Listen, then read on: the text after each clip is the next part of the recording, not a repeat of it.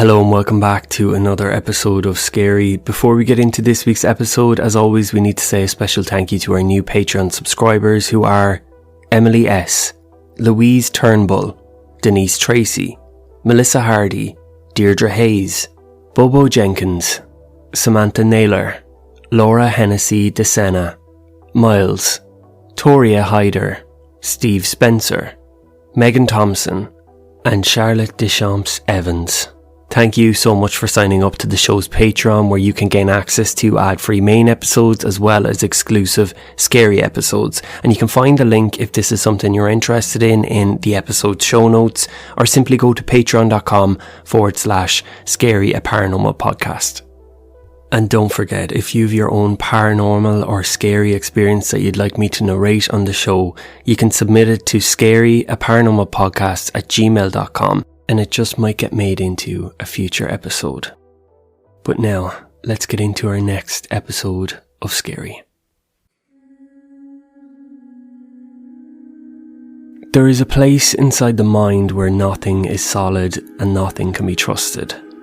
A place that knows our fears long before we do. Scientists call it the dream state.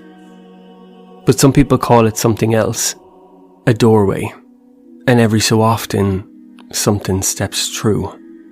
Sometimes the things that we experience in our sleep is not just a dream. Before we get into some of the cases, we need to ground ourselves in what researchers actually know about dreams. Dreams happen primarily during a period of sleep called rapid eye movement, or REM. During REM, the brain becomes almost as active as it was when we were awake. The difference is that neurotransmitters that control muscle movement are switched off. The body is paralysed while the mind is alive. It's a built-in safety mechanism. Without it, we would act out everything we dream.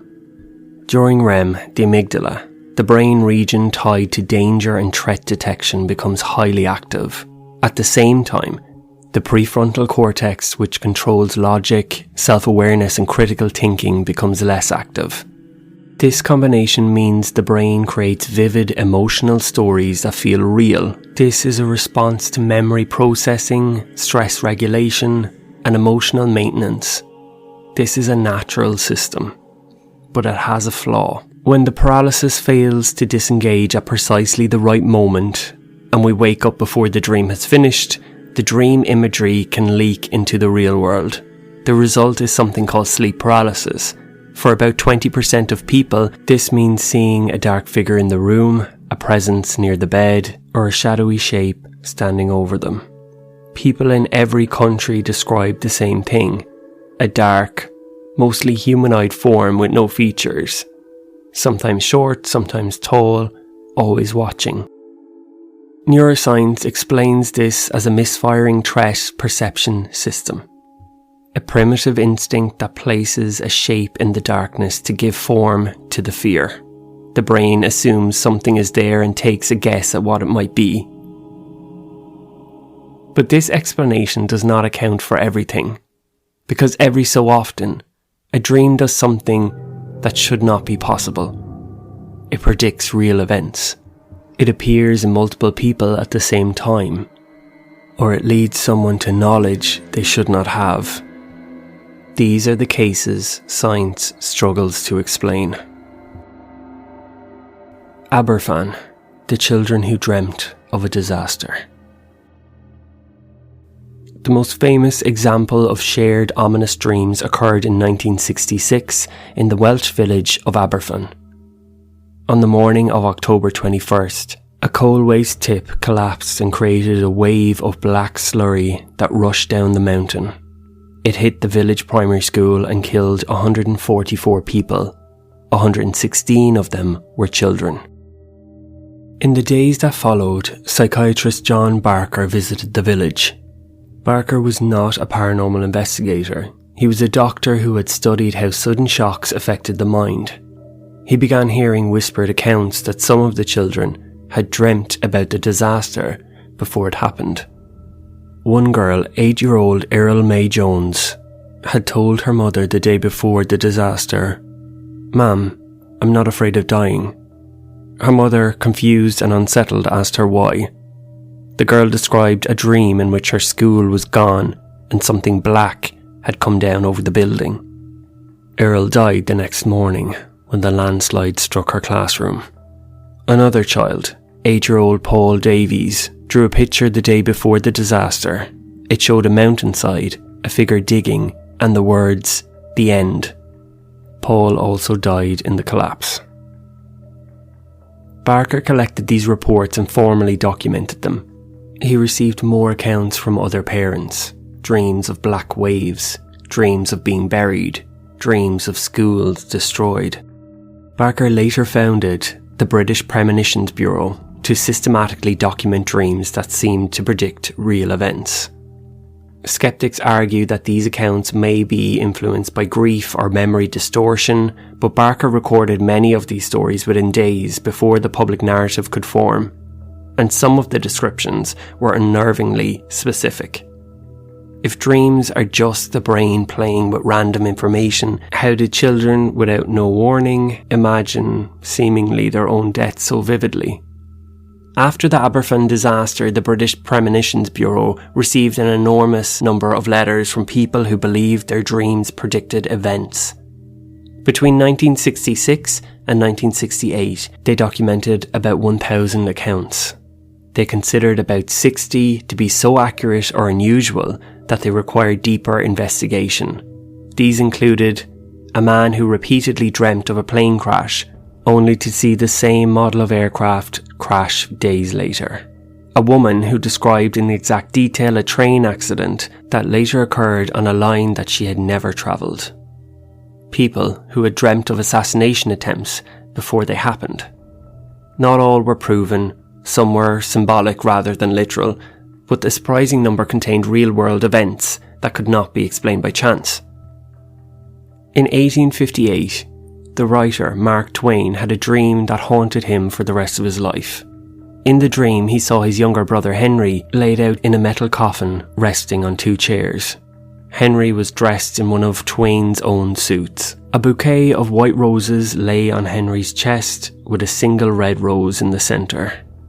Twain woke shaken but dismissed it as imagination. Weeks later, Henry was killed in a boiler explosion aboard the riverboat Pennsylvania. Twain had encouraged him to take the job.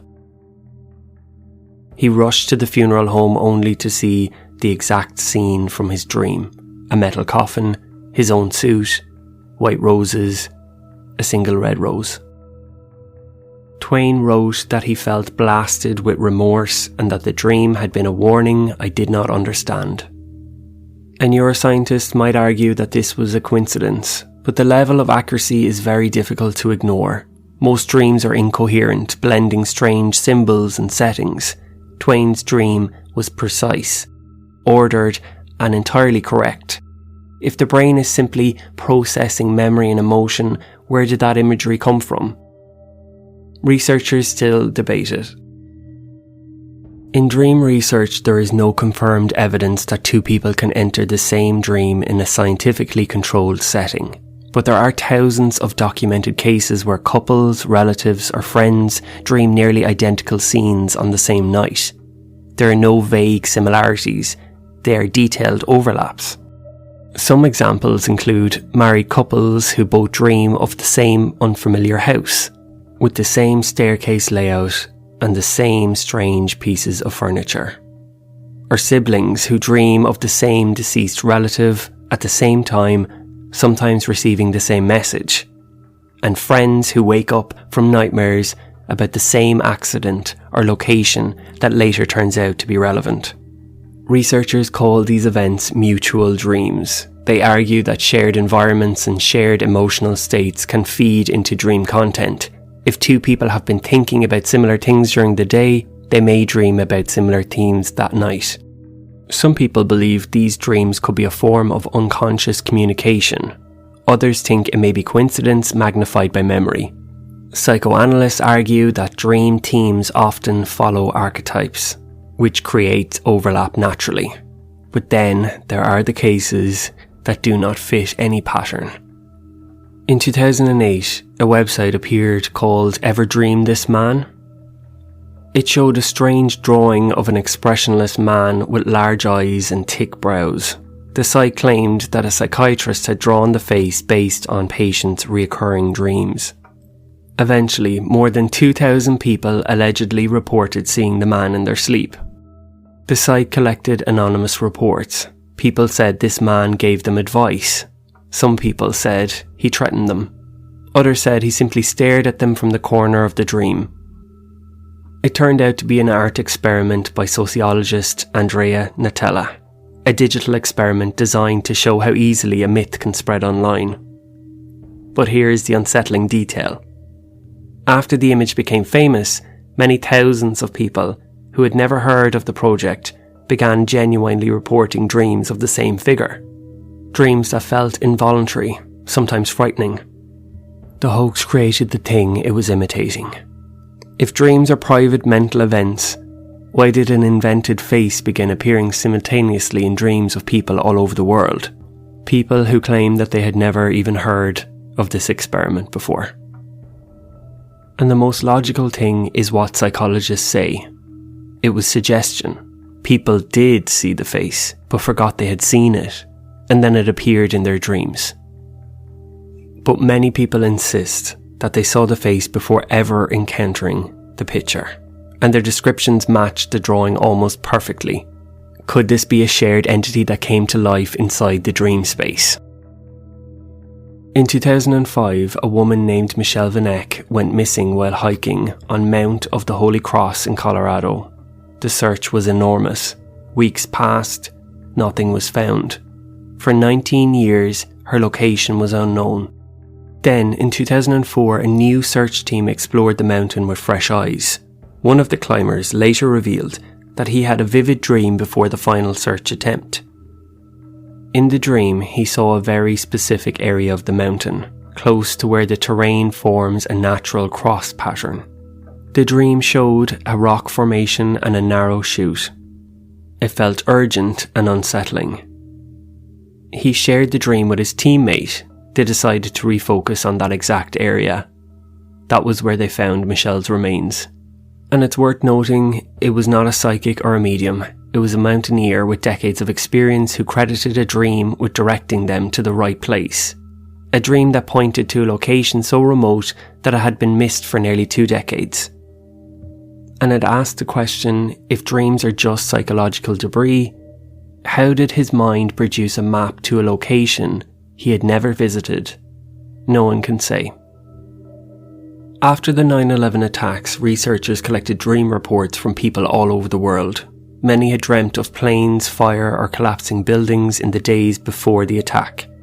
Organisations like the Rhine Research Centre and the International Association for the Study of Dreams logged hundreds of retrospective accounts. These are impossible to verify. People naturally look for meaning after trauma, but the volume of reports was unusual. In addition, dream psychologists noted something else.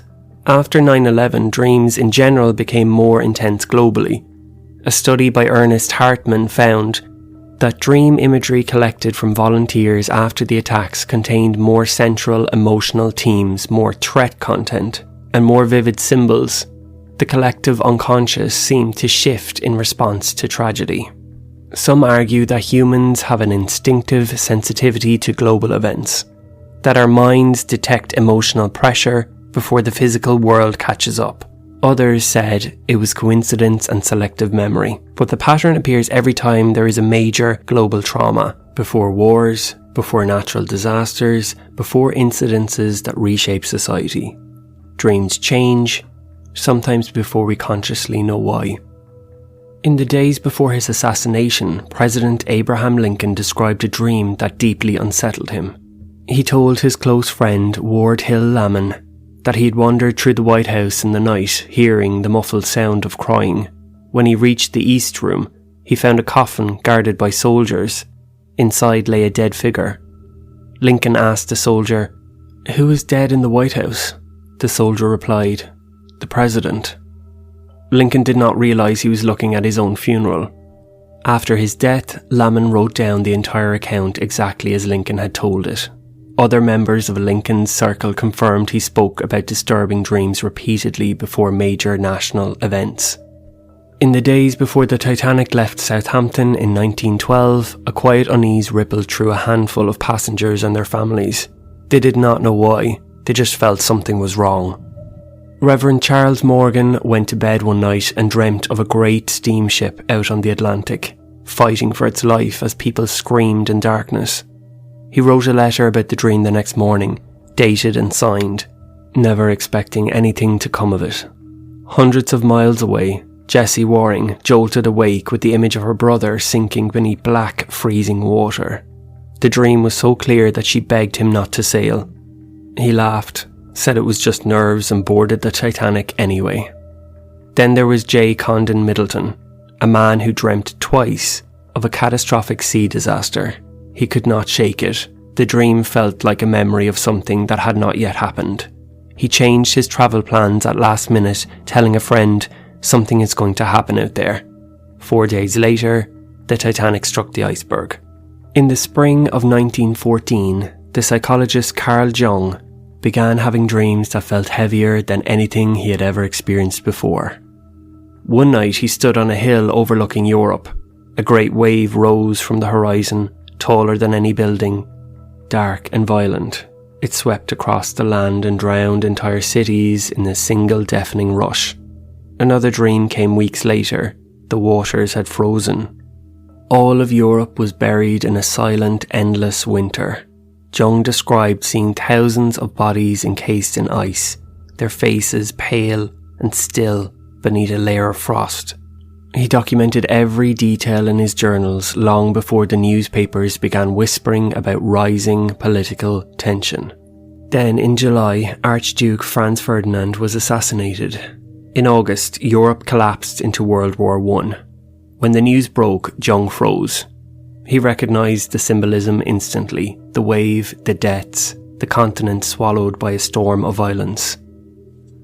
He later wrote that he believed the dreams were not personal, not warnings for him, they were a message from the collective unconscious.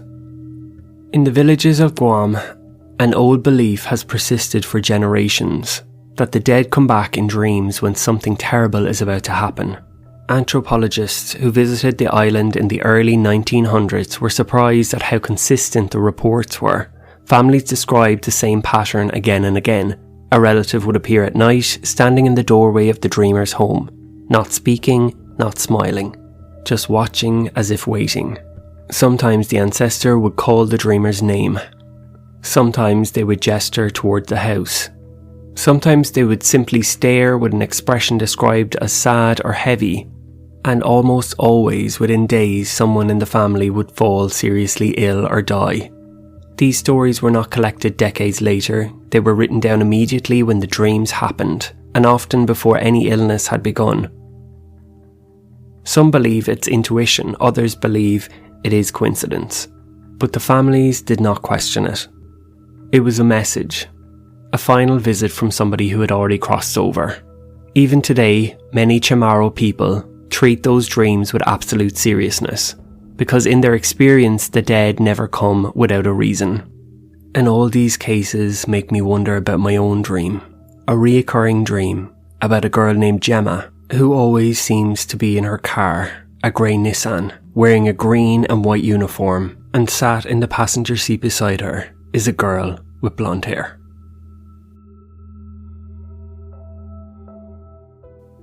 I hope you enjoyed this episode and thank you for listening. Don't forget to hit the follow button so you don't miss any future episodes of Scary.